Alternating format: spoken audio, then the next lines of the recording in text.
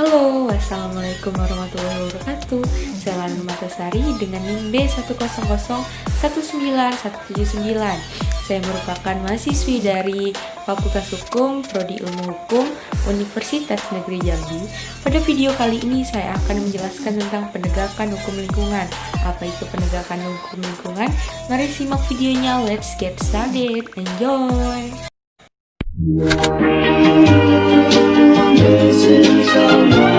Penegakan hukum lingkungan dalam bahasa Inggris dikenal dengan law enforcement dan dalam bahasa Belanda dikenal dengan rechtshandhaving. Artinya usaha preventif yang meliputi negosiasi, supervisi, penerapan, nasihat, dan sebagainya, maupun usaha represif yang meliputi penyelidikan, penyidikan, dan penerapan sanksi baik administratif maupun hukum pidana dan tahap pelanggaran hukum lingkungan.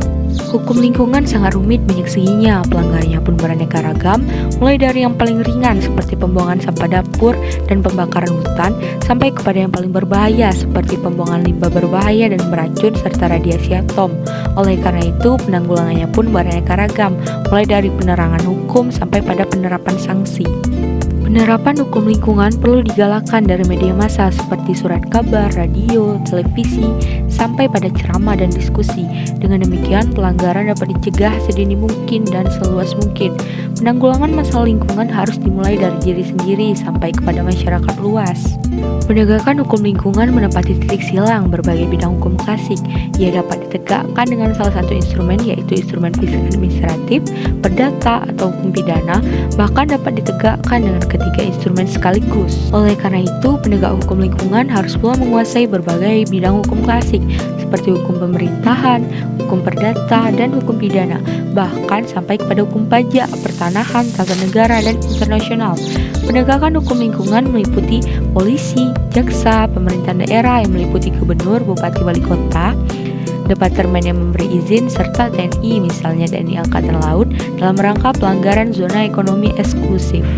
Proses penegakan hukum lingkungan. Yang pertama, terjadinya pelanggaran hukum lingkungan. Kemudian ada anggota masyarakat yang mengetahui, kemudian melaporkan kepada Bapedal Kantor Lingkungan Hidup. Setelah itu, Bapedal melakukan pemeriksaan lab apakah telah melampaui batas NAB. Setelah itu, di Bapedal lakukan proses selanjutnya, yaitu pengkajian apakah pelanggaran bersifat administratif atau perdata atau pidana. Kemudian, jika pelanggaran masih dapat diperbaiki atau dipulihkan dengan paksaan administratif, maka dapat diteruskan kepada yang mengeluarkan izin, misalnya Pemda, untuk segera ditanggulangi dengan negosiasi, penerangan atau nasihat dan lain-lain, atau tindakan keras, misalnya penarikan izin. Kemudian, jika semua jalur telah ditempuh dan berhubung pelanggaran telah demikian seriusnya dan menyinggung semua dimensi, bahkan menimbulkan korban luka atau mati, maka para penegak hukum perlu bermusyawarah sehingga tindakan yang dilakukan masing-masing terkoordinasi dengan baik, dan untuk itu diperlukan saksi ahli yang berasal dari kantor Menklh. Dan ada pula hambatan atau kendala dalam penegakan hukum lingkungan di Indonesia. Yang pertama, wilayah Indonesia yang terdiri dari beribu-ribu pulau sehingga sulit untuk diawasi. Yang kedua, kesadaran hukum masyarakat masih rendah. Yang ketiga, belum lengkap peraturan hukum menyangkut penanggulangan masalah lingkungan, khususnya pencemaran, pengurasan, dan perusakan lingkungan yang terdapat pada Undang-Undang Lingkungan Hidup belum seluruhnya dilengkapi dengan peraturan pelaksanaannya. Yang keempat, para penegak hukum belum mantap dan profesional karena mereka belum menguasai seluk-beluk hukum lingkungan. Selain itu, belum ada tenaga spesialisasi yang terus-menerus memantau lingkungan, sebagai contohnya polisi khusus lingkungan atau jaksa khusus lingkungan.